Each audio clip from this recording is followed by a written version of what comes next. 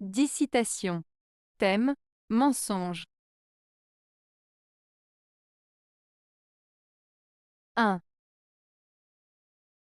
Les femmes et les médecins savent seuls combien le mensonge est nécessaire et bienfaisant aux hommes. Anatole France. Cette citation d'Anatole France suggère que les femmes et les médecins possèdent une connaissance particulière sur l'importance du mensonge dans certaines situations. Voici une explication détaillée. 1. Mensonge nécessaire. Cela fait référence à l'idée que, parfois, mentir peut être inévitable pour protéger les sentiments des autres ou pour éviter des conflits. Par exemple, une femme pourrait dire à un ami que sa nouvelle coiffure est jolie, même si ce n'est pas le cas, pour ne pas le blesser. 2. Mensonge bienfaisant. Ici, le mensonge est considéré comme quelque chose de bénéfique. Les médecins, par exemple, peuvent choisir de ne pas révéler toute la vérité sur un diagnostic à un patient pour éviter de causer une anxiété excessive. Cela peut aider à préserver le bien-être mental du patient. 3. Connaissance des femmes et des médecins. La phrase souligne que ces deux groupes sont souvent confrontés à des situations délicates où la vérité peut être douloureuse. Les femmes, en tant que souvent gardiennes des relations interpersonnelles, et les médecins, en tant que professionnels de la santé, doivent naviguer dans des eaux émotionnelles complexes. En résumé, Anatole France met en avant l'idée que le mensonge, dans certaines circonstances, peut être un outil nécessaire et même bénéfique pour maintenir l'harmonie et le bien-être des individus. 2. Les plus détestables mensonges sont ceux qui se rapprochent le plus de la vérité. André Gide. La citation d'André Gide, « Les plus détestables mensonges sont ceux qui se rapprochent le plus de la vérité », souligne l'idée que certains mensonges peuvent être particulièrement dangereux parce qu'ils contiennent des éléments de vérité. En d'autres termes, un mensonge qui ressemble beaucoup à la réalité peut tromper plus facilement les gens et les amener à faire confiance à des informations fausses. Ces mensonges, bien que séduisants en raison de leur apparente véracité, peuvent avoir des conséquences graves, car ils manipulent les perceptions et les croyances. Gide met donc en garde contre le fait de prendre pour argent comptant ce qui semble vrai, car cela peut conduire à des erreurs de jugement. Cette citation invite à la vigilance et à la réflexion critique face à l'information que l'on reçoit. 3. C'est avec les mensonges du matin que les femmes font leur vérité du soir. Jean Giraudoux. Cette citation de Jean Giraudoux évoque la complexité des relations humaines, en particulier entre les hommes et les femmes. Elle suggère que les femmes, tout au long de la journée, peuvent être amenées à utiliser des mensonges ou des illusions pour naviguer dans leur réalité. Ces mensonges, souvent perçus comme des petites tromperies ou des façades, leur permettent de construire une sorte de vérité personnelle ou d'identité à la fin de la journée. En d'autres termes, cette phrase souligne que la réalité est souvent façonnée par les perceptions et les interprétations. Les mensonges du matin peuvent être des stratégies de survie ou des moyens de faire face à la société, et à la fin de la journée, ces stratégies se transforment en vérités acceptées. Cela met en lumière la manière dont les femmes, comme tout un chacun, peuvent jongler avec la vérité et le mensonge pour créer un sens dans leur vie quotidienne. 4. Un nombre effroyable de mensonges circule de par le monde, et le pire, c'est que la moitié sont vrais. Winston Churchill. Cette citation de Winston Churchill souligne la complexité de la vérité et des mensonges dans la société. Elle signifie qu'il y a beaucoup de fausses informations qui circulent, mais que parmi elles, certaines peuvent sembler vraies ou avoir une part de vérité. L'idée principale est que, même si une information paraît crédible, cela ne garantit pas qu'elle soit entièrement exacte. Cela nous rappelle d'être prudents et critiques face aux informations que nous recevons.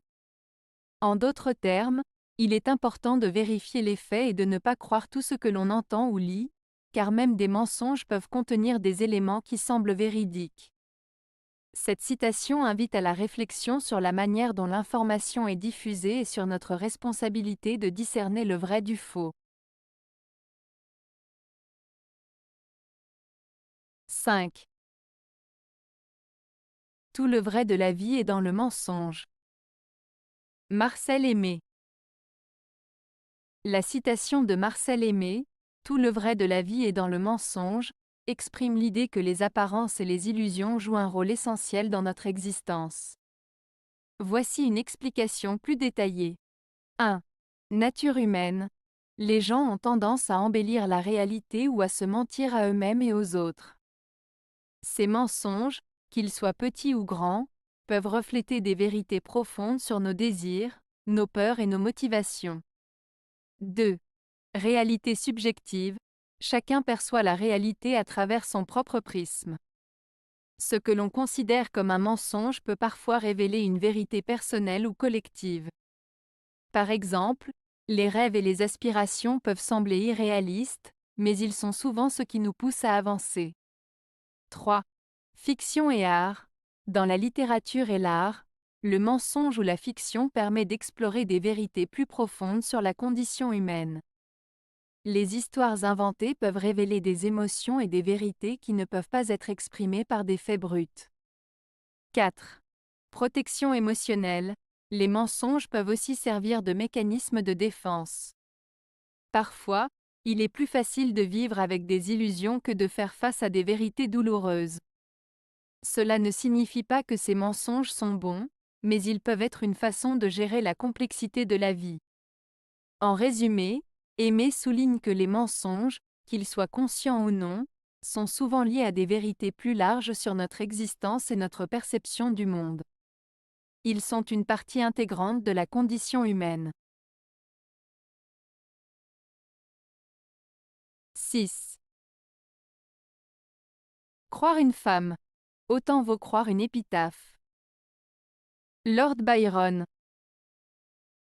Cette citation de Lord Byron exprime un certain scepticisme envers la fidélité ou la sincérité des femmes. En comparant le fait de croire une femme à croire une épitaphe, Byron suggère que les promesses ou les mots des femmes peuvent être aussi peu fiables qu'une inscription sur une pierre tombale.